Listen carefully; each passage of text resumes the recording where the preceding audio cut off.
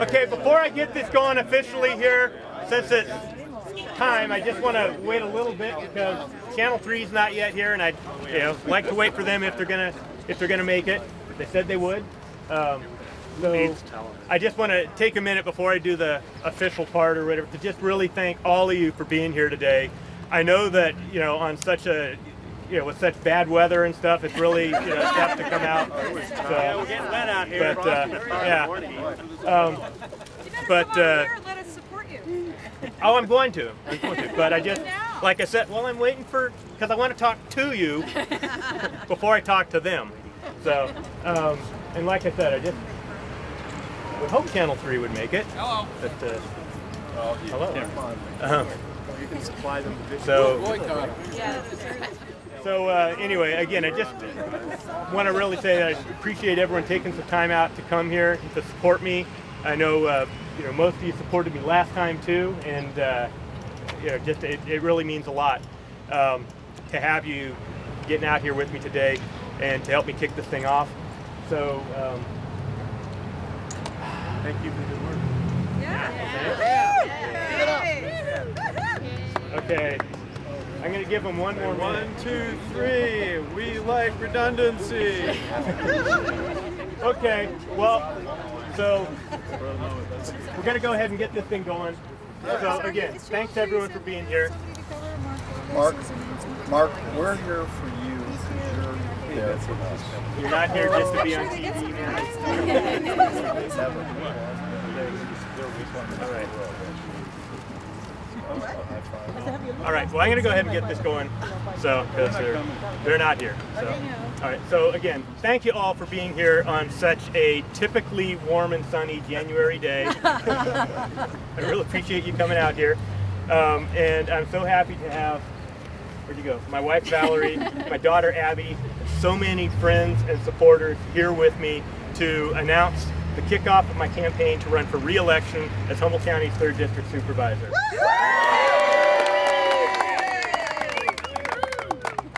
The last 3 years have been really, really busy. I've worked with a lot of different partners on a long list of important projects, and I'm really proud of what we've been able to accomplish working together. Work with a broad partnership including IP Networks, REDEC, California Center for Rural Policy, and PG&E. We were able to make redundant, reliable broadband a reality for Humboldt County. This has long been our county's #1 economic development priority, and it benefits every sector of our community. Getting this done took a tremendous amount of work. It took meetings here in Sacramento, meetings and conferences around the state and in Washington, D.C., helping to shape national and state broadband policy, helping to shape funding priorities, helping to secure grants, easements, and permits, and so much more. And that's just one project that has been important from the start, and I'm so happy to be able to say that that's now done, and it's we're able to move forward on the next phase.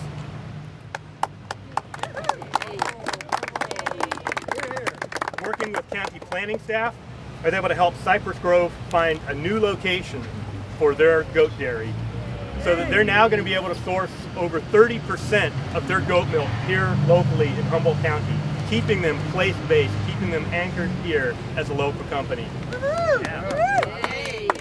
Working with a number of conservation partners and agencies, I've helped to permanently protect over 50,000 acres of working forest land here on the North Coast, including the Usal Forest, including a continued expansion of the Sunnybrae Forest, and bringing us this close to completing the Arcata Ridge Trail project. As a director and chair of Transit Authority, I helped to establish full 5-day-a-week bus service for Southern Humboldt. And this year, we're moving forward on Sunday service for the 101 corridor, and we're going to see that up and running this summer. I initiated the county's prescription drug discount program, which has helped county residents save on average over 60% on the cost of prescription drugs, and a savings of over $500,000 a year from that program. Working with a sometimes divided board, I was pivotal in keeping the coroner a separately, independently elected position, in establishing the Law Enforcement Liaison Committee, and in keeping the general plan update process from going off the rails, keeping it on track so that we didn't lose 10 years of important progress. I pushed to move our region and our state toward rational dialogue on medical marijuana that recognizes the differences between those that are trying to provide safe access for people who truly deserve and need our compassion, from those who abuse our compassion by destroying our watersheds, destroying our neighborhoods, and destroying our community. I've been our voices at the state and federal level, advocating to protect our rivers and watersheds, to bring down the dams on the Klamath, to push back against draconian cuts that target the most vulnerable members of society. And along the way, while working on these projects, I've also helped lots of community members with permit process, tax assessments, potholes, road maintenance, public safety concerns, and many, many other day-to-day issues. The job is 24/7 and the work never stops. Every day, some new issue comes in over the phone, over email, and even if it seems insignificant at the time, I have to treat that as the most important issue of the day, because to somebody out there, it is. And it's worthy, it's deserving of every bit as much attention. So I expect the next 4 years to be just as busy, as there's lots more work to be done. The next 4 years will be pivotal for the Klamath dams. We'll see the completion of the general plan update, and we'll see progress on establishing the county's own community forest on the McKay tract. I'll continue to push for new air service at the airport, for safety improvements on the 101 corridor, as well as Highway 255 through Manila. I'm already working on efforts to expand broadband even further to get it out to communities along Highway 299. And I'll continue to be a strong advocate for bike and pedestrian trails, especially that critical link between Arcata and Eureka.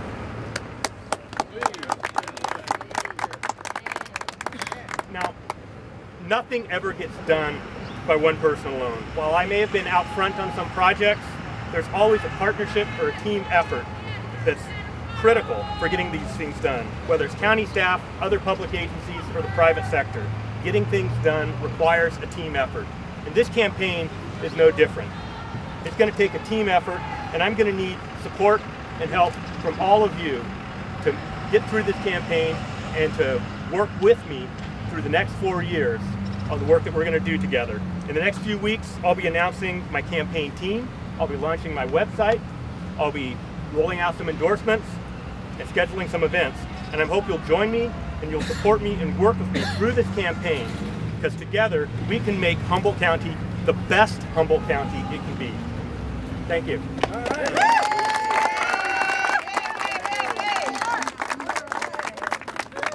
There's a couple other people here I think might want to say a little something. Oh yeah, you're talking to me? Well, as you probably know, Blue Lake is now in Mark's district. We shifted over a few feet, or maybe half a mile. I'm not sure how that works. I know Mark's a hard worker. I've been on several boards with him. I know he can get the job done. I will probably wear his button, just as I wear a Solomon button. I'll throw one in there. And I do want to thank Ryan Sundberg for the last year and a half. I think it's only fair that now to go pass on, and now we have a new person in charge. And I welcome working with Mark, and I thank you. And I like the button. Because I get more. I want to say a little something. Oh, not much, but I just really support Mark. I support you in your re-election. I've worked with you on a couple of committees, and I find that you're goal-oriented. Let's get this done.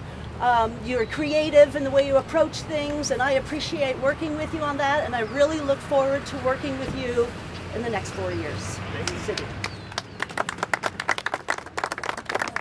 Well, I've had the privilege of working with Mark first when he led the effort to create the Sunnybrae Forest, and that was a wonderful effort. And I think in an era where things are so polarized in this country, and even sometimes in this county, that Mark has the unique ability to bring people together and really have a dialogue where people listen to each other and work with each other to really get common goals accomplished. And I've had the privilege of serving with Mark also on the Humboldt Transit Authority Board, and as Mark has sometimes substituted on the Humboldt Waste Management Authority Board, and I'm proud to work with him. And I look on this campaign as an opportunity for Mark to once again articulate his vision and also help realize the vision that other people have for Humboldt County. And so I look on elections as not a burden, but as an opportunity to meet with voters and to articulate the issues that we all care about. Thank you. Well, Mark said it already. He was a big help on the broadband redundancy project. You know, once you get the money together and you get a builder, you still need permits, you need right-of-way discussions, you need environmental approvals, and Mark was on the phone constantly helping with those things. And I also just wanted to add, he really does think the job's 24/7. Oftentimes I'm asleep on my couch when he returns my phone calls. So thank you, Mark. And Ryan Sundberg, you have just been a leader, and I know we're going to get more broadband out in Humboldt and Trinity County because of your help. Thanks. Mark, as president of Green Wheels, I really just want to applaud you ahead for coming up with any non-motorized solutions to critical transportation issues in the county.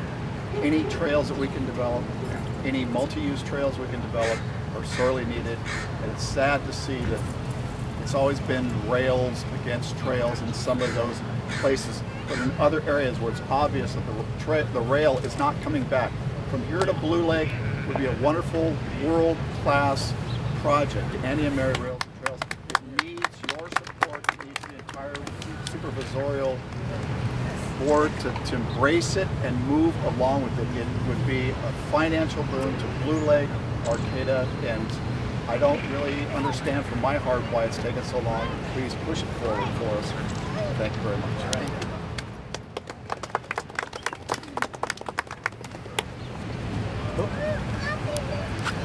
I'd like to note to people, I met Mark first 11 years ago when he volunteered when Sierra Pacific Industries was going to log up in Sunnybrae where we both live.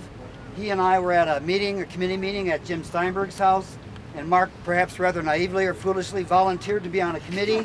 He wound up heading that committee, and that was the beginning of his grassroots advocacy. I'd like people to understand, everybody here knows this, Mark comes from the grassroots up. He is a guy who had a life and a job and a family and decided to get involved in one thing, and it led to another and another and another, and that's how he came to be elected, and that's the way he handles himself as an elected official. I'm very proud of you, Mark, and thanks very much. And I just want to note, I still do have a life and a family. Just a different job.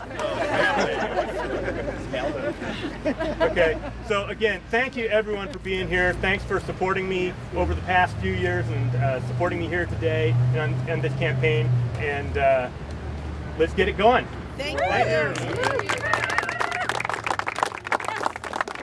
Take one of these signs home, put it in your window, let folks know you're supporting Mark.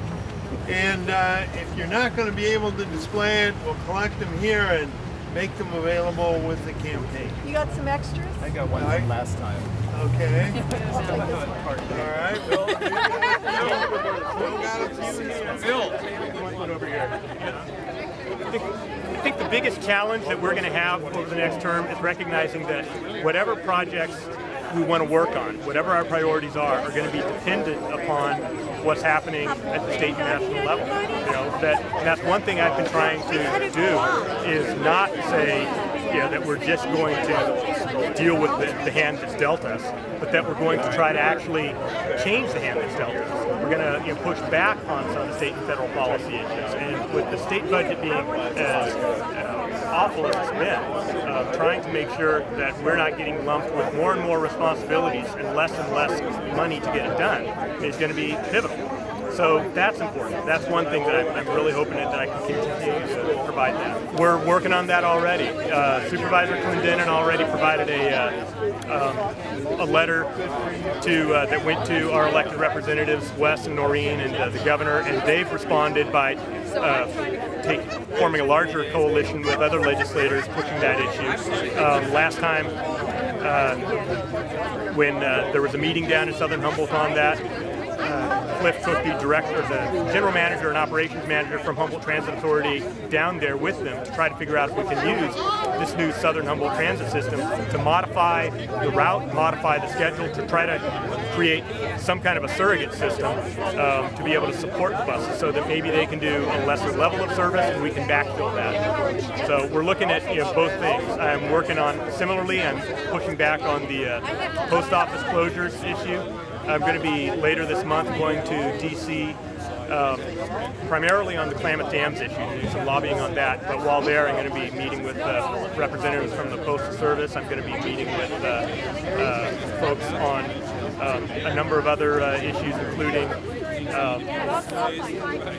marijuana policy. I'm trying to get a meeting as far up in the Department of Justice as I can to really let them know that we welcome their partnership on this issue. There's a lot of places for us to work together, but what they're doing is not helping. What changes would you like to see in the marijuana policy in particular? I'd like to see the federal government recognize that we don't have to resolve that central inconsistency on federal prohibition to be able to find plenty of work for us to work on together. The damage to the watersheds, it doesn't matter whether marijuana is legal or illegal, federally or statewide, to know that that's bad and we need to be able to go after it. And it's a violation of the Federal Clean Water Act, a lot of the stuff that's going on. But because of prohibition, the agencies that would normally be involved in regulating that can't step in. Whether you believe in safe access, and we're trying to provide that here, and we want our businesses to be legit, or if you want to be able to track the bad guys. Being able to bank the money is an important piece of it. And it's a matter of where federal prohibition prevents us from being able to regulate, prevents us from being able to actually reduce the harm from this industry. Your opponent, Karen Brooks, is making a issue of smart meters. Do you have any thoughts on smart meters? I believe people should have a choice of what kind of meter they want to put on their house. I've led that issue for our county, for our board. I've written a number of letters to the CPUC saying that people should be able to delay installation until there's a realistic and fair opt-out system in place, and that means that and now that they've had an option put forward, the problem is that they're now suddenly going to charge people to have their meters inspected, which is something they've never done before, when in fact that should show up as a $15 a month savings to people who are suddenly not going to have a meter coming out there. Do you have a smart meter on your house? Yes. But I've supported my neighbors who've been opposed to it, and other people, because I think that, again, I believe in the property rights issue. I think that where there's a reasonable option, someone should have to be able to say what kind of meter they want to have on their house. On a similar track, cell phone towers. Cell phone towers? We're all very dependent upon this technology. I think that there needs to be a reasonable approach about how they're sited. There needs to be some ability to, for the public to have input in them. Obviously they can be either an eyesore or can have an impact on some of our cultural landscapes, like in the Arcata Bottom, things like that. But clearly this is a piece of technology that we're all dependent on, and so I think that we need to figure out how to address public concerns about them without just saying no.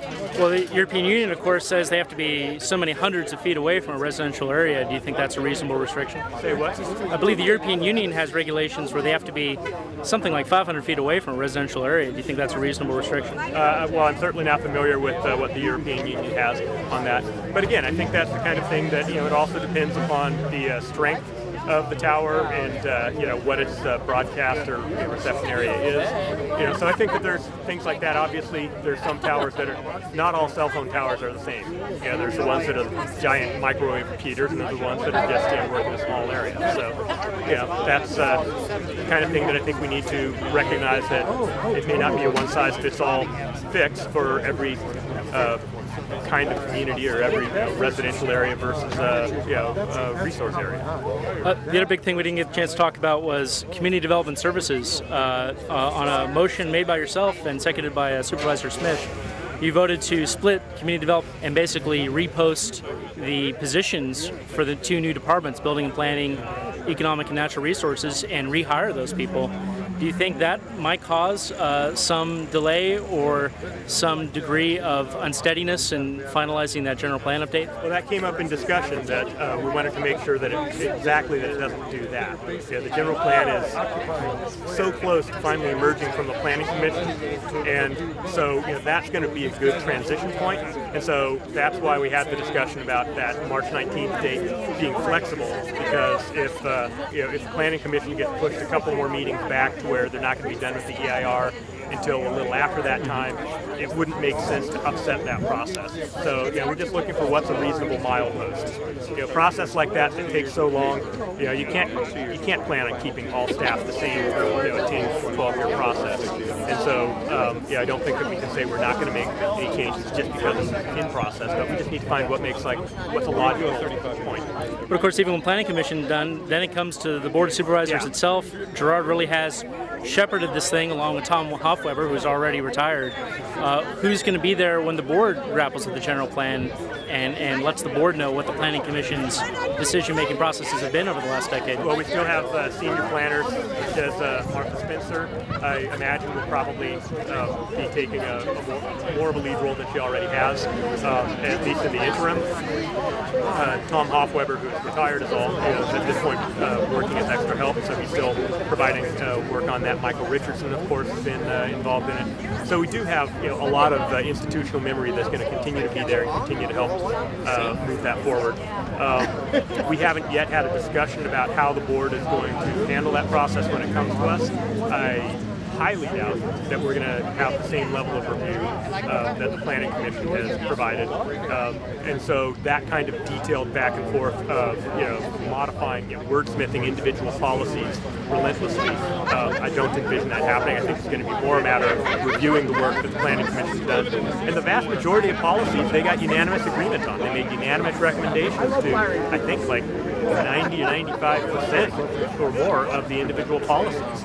And the ones that they didn't, staff has noted who voted this way, who voted that way. The nature of the discussion has noted what this commissioner said he would have supported or wouldn't have supported, and have just kind of provided that, so we'll have a really good paper trail to follow, so that we don't have to recreate the wheel when it comes to us. It's not going to be page by page. Yeah, we can look. Well, we'll be able to. Hopefully, my hope is we'll be able to say, here's all the stuff that the Planning Commission provided a unanimous recommendation on. Let's generally move that aside and just look at some of these individual core issues, the ones that are more high profile, the ones that require more of a level of policy review. And so hopefully, I'm hoping that we'll have, like I said, some level of discussion about how we want to go through this before it actually comes to us. So last question, you didn't get a chance to answer this because you weren't running when I previously interviewed you, but now that you are running, role of money in your campaign, are you calling for any kind of voluntary campaign contribution limits or any other sort of campaign finance reform measures that you might reach some sort of voluntary agreement with your opponent or opponents, given the lack of current law on this in the county? I certainly haven't called for it yet, and you pointed out there currently is a lack of any particular campaign limit for the county, and I'm open to it, as I've discussed with you before. I'm very open to it, but I'm also recognizing that even if you have a cap on my own campaign committee, that doesn't have any impact, or my opponent's campaign committee, it doesn't have any impact on other so-called unaffiliated committees that can spend however much they want without having to put it forward. So that's one of the pieces that we've got to figure out if we're going to do this. Whatever kind of form you land on, whether it's just a limit on the dollar amount any one person can donate or a cap on the overall amount, you still have the 529s and the others that that you have to figure out how you deal with all pieces of it. So putting that in English, you're talking about those independent expenditures. Yeah, independent expenditures. So are you thinking there might be another Eureka Coalition for Jobs attempt, like they tried to sandbag Chris Kerrigan with back in 2004? Well, obviously that raises the concern. That kind of thing has happened. I mean, I'm hoping that we'll have the most amicable campaign. you know, I think last time the campaign against, with Brian Plumley and Paul Patino, I felt like we all got along very well for that campaign. Very agreeable. You know, we stated a lot of agreement for the most part, some differences on a few things, and some things that, you know, like the Sunday bus service was something that Paul Patino really anchored in that campaign. And so that stuck with me as something that when we had an opportunity to make that go through, you know, I started pushing on it because I knew it was important to him and important to his supporters, which were, you know, a considerable portion of the voters. So, you know, I think that we all can bring forward good ideas. And, you know, so I'm hoping that we can recognize that that's what a campaign is supposed to be about, is putting forward good ideas and giving the voters a chance to make a choice rather than trying to, you know, overwhelm the other guy with, you know, massive support and tearing them down with negative ads. So. All right, Supervisor Lovelace, thanks for your time. Thanks. Susan Adams or this.